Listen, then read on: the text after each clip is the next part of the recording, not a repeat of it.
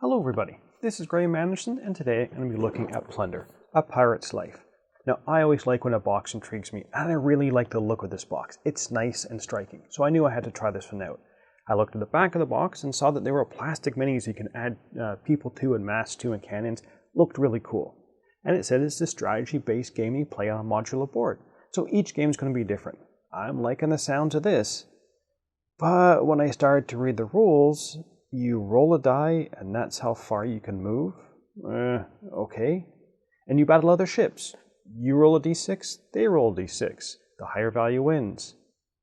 Oh boy, but you know what, that's just the rules. I'm sure in this day and age, a box with the components seem to be good quality. The game can't be just a roll and move game, can it?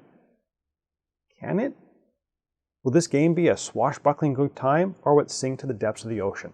Let's get it to the table, see what's played, and we'll come back for my final thoughts on Plunder, A Pirate's Life.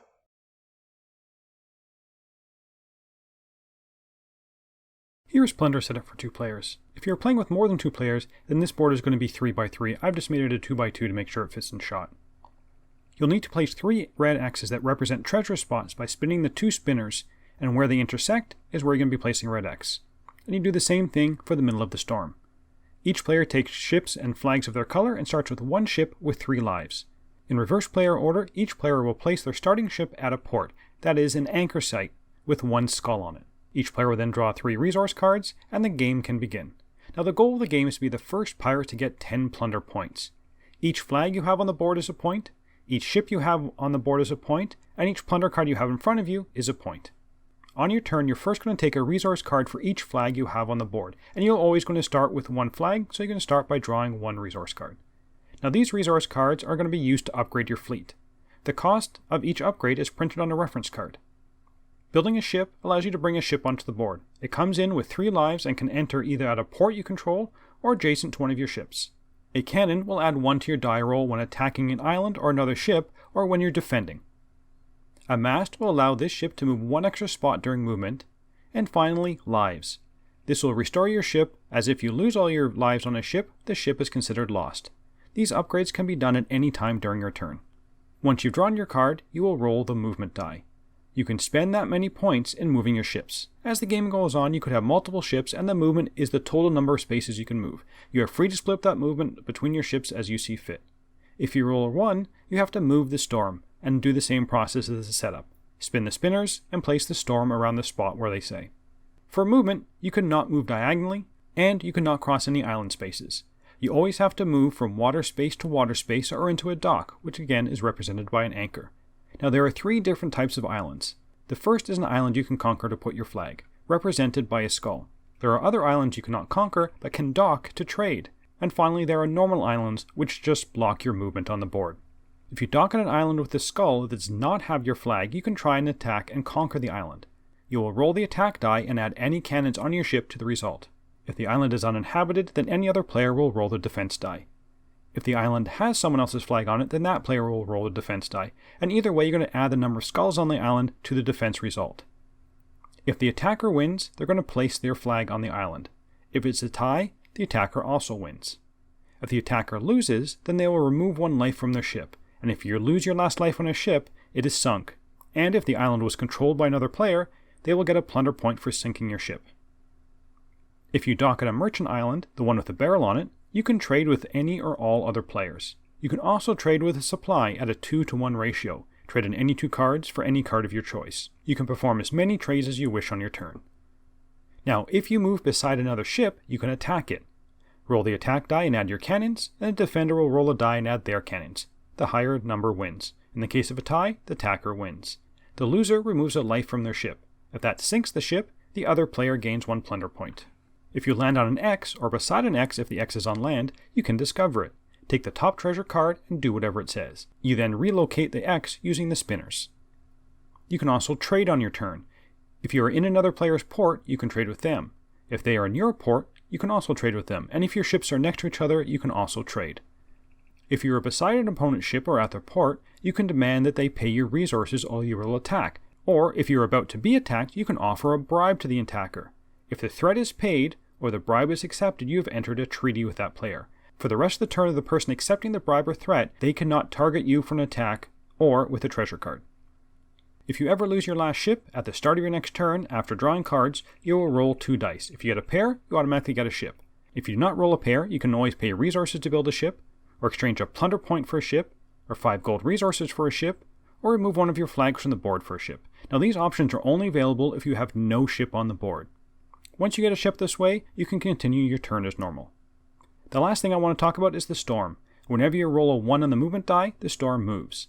And when moving into or out of the storm, you need to pay 2 resources, or you can't cross the barrier. You cannot attack across the storm barrier, and if an island is completely within the storm, it will not produce any resource cards at the beginning of the owning player's turn. Now the first player to get 10 plunder points wins, and again, you get plunder points from each ship and island you control, and you collect plunder points from sinking other ships, trading in 5 gold resource cards, or getting them from the treasure cards. Let's get back to see what I thought about Plunder, A Pirate's Life. So, theme and components.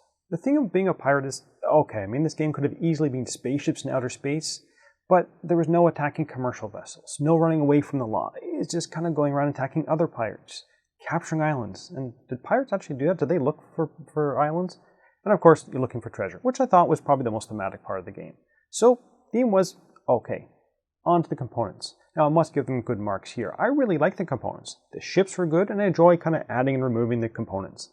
The board tiles themselves are double-sided. I mean, there isn't much difference between the two, but at least the play area will change on subsequent plays. The cards are good quality. I'm just not sure about the art on the cards. The cards look rather boring, but you can easily tell the difference between them. And the insert in the box is really well done. It fits everything perfectly. There was definitely some care that went into the production of the components in this game. So, well done for that. On to the gameplay. Yes, I said gameplay. This is where the game kind of falls apart for me. Now, before I get into this review, I want to let you know that I'm coming at this review from a point of a hobby gamer playing with other hobby gamers. Not from the standpoint of playing with younger children, even though the box says the game is for 14 plus, or even in a casual setting with non-hobby gamers. This is a kind of a hobby gamer review. This game comes down to roll and move. If you roll better, you're going to have a better turn. Nothing you can do to change that. If you roll a 1, your turn's essentially over. That's just not fun. And each board is 6 spaces wide, and if there's no more islands on the board you're on, it's going to take you a few turns to get anywhere else interesting. Because there's nothing else to do on your turn. The games I played ended up with people going after the treasures to see if anything interesting would happen.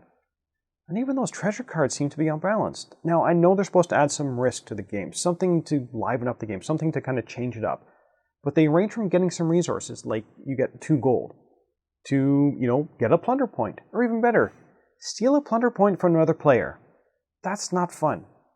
At the start of the game, when people are reading the short descriptions on the card, they're trying to put some theme into it, acting like a pirate. But since there seemed to be the main action that most people were taking, you just kind of gave up after a while and just looked at what happened on the card. Lose some resources, get resources, gain and lose a plunder point, or do something against one of the enemy ships. So, besides going after the treasure, the only other thing to do is go into combat. And the combat is just a random die roll. Nothing you can do after the fact. Just a d6 versus a d6. And each ship can only attack the same target once per turn. So early on in the game, when you go to capture an island and you fail, well, that's your turn done. And you will fail, because unless you have some cannons early on, the islands always have an advantage because of the skulls. And they go all the way up to 3 skulls. So even a fully decked out ship, you'll be at a disadvantage attacking that island. And you know what you get if you capture a 3-skull island? Nothing. It's the same as a 1-skull island. So why risk getting taken over? Well, because it's well defended and it's going to make it harder for other people to take it over. But why go after it at all? Why not just go after the 1-skull island and get the same reward? Another thing that put a damper on the game is if someone takes your last island or your only island away from you. At the beginning of each round, you get to draw the number of resource cards equal to the number of islands you control. If you have none, you get no cards. You can't upgrade your fleet. You can't get ahead. That's just not fun. The games I played ended up being each person with 3 ships, usually with 2 cannons each, just kind of wander around going after the treasure cards. Or maybe trying to capture an island. The most fun we had was spinning the spinner. Not the gameplay itself, but spinning the spinner. So would I recommend this game? No. Now, as I stated at the beginning of the game, I'm going at this from a hobby gamer point of view. But I still can't see this working with family settings. Hey, you have no islands left and you have 1 ship. You can't upgrade your ships because you have no resource cards. isn't this fun? Now, I did like the components, and I liked the theme of the game, but I was thoroughly unimpressed with the gameplay. It seemed unbalanced, too simplistic, too repetitive, too mean, and just not enough to do in the game. So I'm giving this game a 4 out of 10. I just did not like the game. And it's never a good sign when you spend the second half of the game just kind of waiting for it to be over, and the highlight of a turn is hoping to be able to spin the spinner, which again is not even part of the gameplay. Oh well, that's it for the moment. Until next time, thanks for watching.